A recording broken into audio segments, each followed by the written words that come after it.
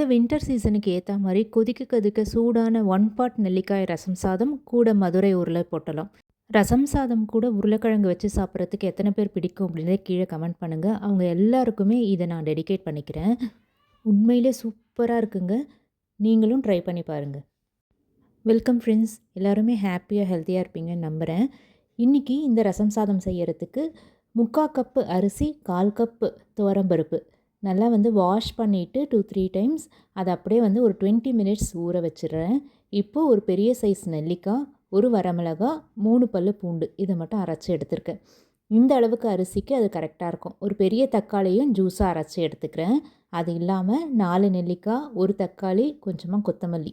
இப்போது ஒரு ப்ரெஷர் பேனில் 2 டீஸ்பூன் எண்ணெய் சேர்த்துட்டு கடுகு, சீரகம், வெந்தயம் தாளிப்புக்கு அப்புறம் நம்ம எடுத்து வச்சுருக்கிறது எல்லாத்தையும் ஒன்று ஒன்றா சேர்த்து மிக்ஸ் பண்ணிகிட்டே வந்துடலாம்.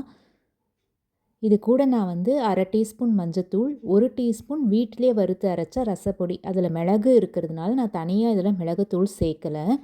1 கப் அரிசி பருப்புக்கு நான் 4 டம்ளர் தண்ணி சேர்த்துருக்கேன். கொதி வர ஆரம்பிக்கும் போது நம்ம ஊற வச்சுருந்த அரிசி பருப்பை அப்படியே அதில் சேர்த்துடலாம். தேவையான அளவு உப்பும் சேர்த்துருங்க. கொஞ்சமாக தளதளன்னு கொதிக்க ஆரம்பிக்கும் போது மூடி போட்டு வெயிட்டும் போட்டேன். ஒரு 4 விசில் கத்தட்டும். இப்போ நம்ம இந்த மதுரை உருளை பொட்டலம் எவ்வளோ பாப்புலர் அப்படின்றது மதுரையில் இருக்கிறவங்க யாராவது பார்த்துட்டு இருந்தீங்கன்னா கீழே கமெண்ட் பண்ணுங்கள். இது எப்படி பண்ணுறதுன்றதை பார்த்துடலாம். இதுக்கு நான் ஒரு ப்ரெஷர் பேனில் ஒரு 1/2 கிலோ உருளைக்கிழங்கு வேக வச்சு எடுத்து வச்சுருக்கேன். இப்போ ஒரு வாணலியில் 2 டீஸ்பூன் எண்ணெய், கடுகு, சீரகம், சோம்பு 1/2 டீஸ்பூன்.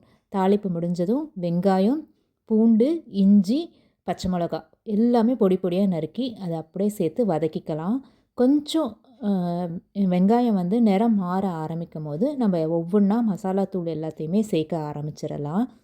கொஞ்சமாக மஞ்சத்தூள் 1/4 டீஸ்பூன், 1 டீஸ்பூன் வீட்டில் வறுத்தரைச்ச குழம்பு மசாலா, வரமிளகாய் தூள் 1/2 டீஸ்பூன், அது இல்லாமல் 1 டீஸ்பூன் இதில் கடலை மாவு சேர்த்துருக்கேன்.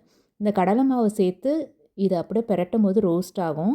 அதை ஒரு 1/4 டம்ளர் அளவுக்கு தண்ணி சேர்த்திங்கன்னா திக்காக இந்த கிரேவி மாதிரி ஒரு கன்சிஸ்டன்சிக்கு வர ஆரம்பிச்சிடும். அப்போது நம்ம வேக வச்சு வச்சுருக்க உருளைக்கிழங்க 1-2மா மசிச்சு இதில் சேர்த்துடலாம். தேவையான அளவு உப்பும் போட்டுக்கலாம். என்கிட்ட கருவேப்பிலை இல்லைன்றதுனால எல்லாத்துலேயுமே கொத்தமல்லி தான் சேர்த்துருக்கேன். உங்கள்கிட்ட கருவேப்பிலை இருக்குன்னா நல்லா ஒரு கொத்து கருவேப்பிலை போட்டுக்கோங்க. வாசனை சூப்பராக இருக்கும். இதை ஒரு 1/2 நிமிஷம் அப்படியே கைவிடாமல் கலரிட்டு மூடி வச்சிடலாம். இப்போது குக்கர் 4 விசில் கத்தி அடங்கினதுக்கப்புறமா ஓப்பன் பண்ணி பார்த்தா நல்லா மசிஞ்சிருக்கு. ஒரே ஒரு சின்ன நெல்லிக்காய் சைஸ் அளவுக்கு புளியை ஒரு 1/2 டம்ளர் தண்ணியில் ஊற வச்சு நனைச்சிருக்கேன். அதை அப்படியே ஃபில்டர் பண்ணி இதில் சேர்த்துட்டேன். ஒரு கொதி வந்ததும் உப்பும் டேஸ்ட் பண்ணி பார்த்துடலாம். இந்த அளவு இருந்ததுன்னா லஞ்ச் பாக்ஸ்க்கு கரெக்டாக இருக்கும். இப்போது உருளைக்கிழங்கையும் பொட்டலாம் பண்ணியாச்சு. நான் நூல் வச்சு கட்டலாம் செய்யலை. அப்படியே உள்ளே மட்டும் போட்டு வச்சுருக்கேன். இது இந்த மாதிரி கொதிக்க கொதிக்க நெல்லிக்காய் ரசத்துக்கு மட்டும் இல்லைங்க, எல்லா ரச சாதம், தயிர் சாதம், ஏன் தோசை கூட தொட்டு சாப்பிட்லாம். இந்த சிம்பிளான லஞ்ச் காம்போ உங்களுக்கு யூஸ்ஃபுல்லாக இருக்குன்னு நினச்சிங்கன்னா கீழே ஒரு ஆர்டின் கொடுத்துருங்க. அடுத்து பிரேக்ஃபாஸ்ட், டின்னர் காம்போ எது வேணும் அப்படின்றதையும் கீழே கமெண்ட் பண்ணிவிடுங்க. நாளைக்கு பார்க்கலாம்.